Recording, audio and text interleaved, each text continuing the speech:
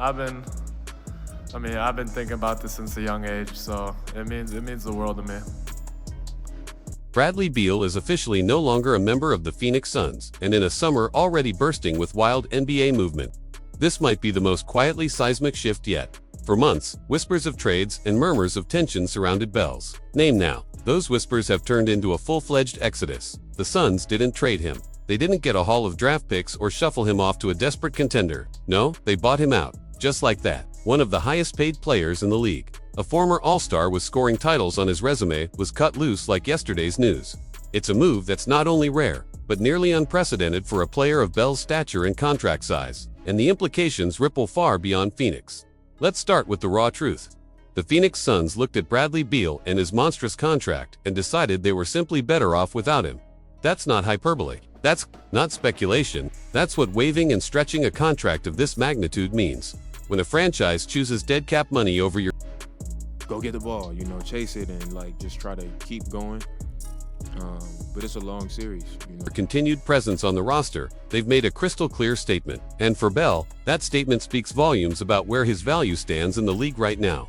Because this wasn't a Damian Lillard situation, where a career-altering Achilles tear forced the Bucks' hand. Bell, while not perfectly healthy, wasn't coming off a devastating injury. His numbers were solid last year, but Phoenix still couldn't find a team willing to trade for him, not even one that would attach a protected second-round pick. Why? The answer lies in the no-trade clause, a rare clause, one Bell leveraged to its full power, and it turned out to be a double-edged sword. While it protected his control and future, it locked Phoenix into a corner. No team wanted to deal with the restrictions that came with his contract, and Phoenix didn't want to keep paying a player whose presence felt more like an obligation than an asset. So, they pulled the plug, and with that, Bell is heading to Los Angeles, not to the Lakers, not to the upstart Kings, but that was special. It was a great welcoming, and it's something that I really appreciated. To the Clippers. On the surface, this move feels clean. Phoenix cuts ties. LA gains a proven scorer, but underneath, it's a mess of complicated choices, forward-looking gambles, and one last chance at redemption for a player whose legacy has started to drift into NBA purgatory. Phoenix, for their part, is now stuck carrying the ghost of Bell's contract for years. By stretching his salary, they gained some short-term cap relief, but at a long-term cost. That's tens of millions in dead money sitting on their books. A grim reminder every summer of what could have been, and for a franchise already strapped for future picks, lacking young talent outside of Jalen Green, whom, let's be honest, hasn't inspired universal confidence. This is a brutal pill to swallow. They mortgaged everything for a shot at a super team built around Devin Booker, Kevin Durant, and Bell. It collapsed before it ever truly took off. Booker got his massive extension. Durant's not getting any younger. And now Bell around me, it's different when you step on somebody's foot or somebody pushes you, or Bell's gone for nothing, not even a second-rounder in return. That's not just a failed experiment, that's an indictment of Phoenix's front office. A swing so hard it whiffed, and now they're spinning in place, dizzy, and without direction. But what about the Clippers? This is where things get interesting. The Clippers, quietly, have been moving pieces like a chess master preparing for the final phase of the game. When they traded Norman Powell, one of their most reliable players last season, many were confused. Why move a guy who can shoot, defend, and knows the system inside out? Well, now we know. That trade wasn't about Powell.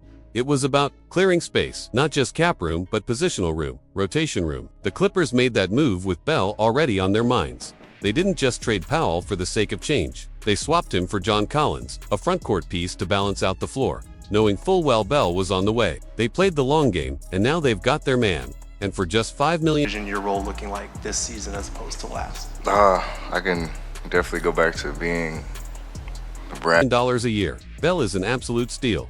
Even if he's not the all-star he once was, even if he's never been a defensive stopper, his ability to create shots, score at 3 levels, and take pressure off Harden and Kawhi gives this Clippers offense a new layer of dynamism. Now, of course, there's a catch. Bell's not coming off the bench. Let's be clear about that. You don't choose the Clippers over other suitors, including teams like the Bucks, who could have offered a more prominent role just to sit behind Chris Dunn. He'll be starting, likely alongside Harden, Kawhi, and Ivica Zubac. That's a stacked core. It's dangerous, it's unpredictable, and it's the kind of team that, if it clicks, could do real damage in the postseason. The Clippers have done all of this while maintaining flexibility. Think about that. They let Paul George walk, a move that shocked many, but it opened up a different path.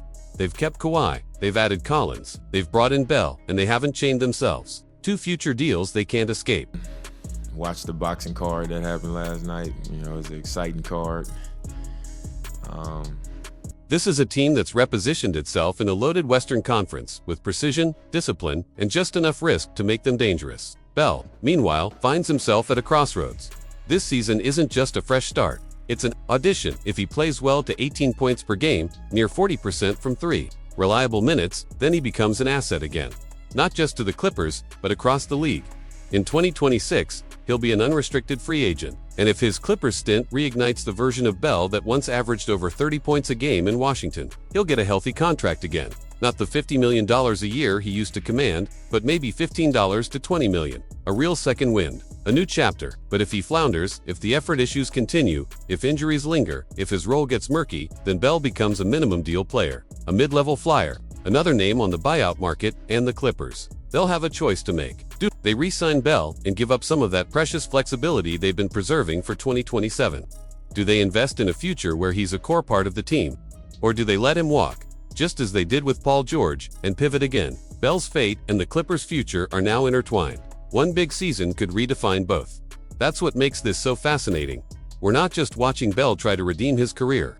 We're watching a franchise thread the needle. Between competing now and staying nimble later, few teams can do both. The Clippers are trying. And let's not forget what he left behind. Phoenix wasn't just dysfunctional, it was toxic. The vibes were off. Players looked like they didn't want to be there. Durant was checked out. Booker was frustrated. Bell, at times, looked like he was mentally somewhere else. You could almost hear the exhaustion in his body language. And when the franchise itself loses interest in you when they'd rather pay you not to play, it says something. Not just about you, but about the environment you were stuck in. Now that he's out of it, Bell has no excuses. The Clippers are healthy, hungry, and loaded. They need him. They've given him a role, a chance, a platform. And if he squanders it, there won't be a third act. This is it. But maybe, just maybe, this is where it all turns around. Because when you strip away the chaos, the injuries, the salary figures, and the no-trade drama, Bradley Beal can still ball. He still has a handle. He can still create his own shot. He can still stretch the floor. And, in the right system, surrounded by stars who command attention, he can thrive. And so now, all eyes turn to LA, a city that knows a thing or two about redemption arcs. A franchise that's seen promise and heartbreak in equal measure, and a player with everything to prove. We've watched Bradley Beal go from beloved cornerstone in Washington to confused co-star in Phoenix. This is his last stop to be more than a name on a jersey. And for the Clippers, this is their gamble. Their bold move in a loaded West. Their way of saying they're not afraid to get uncomfortable if it means chasing a title. Either this blows up in spectacular fashion, or it becomes the story of the year. Time will tell, but either way, Bell's back in the spotlight, and this time, the script is his to write.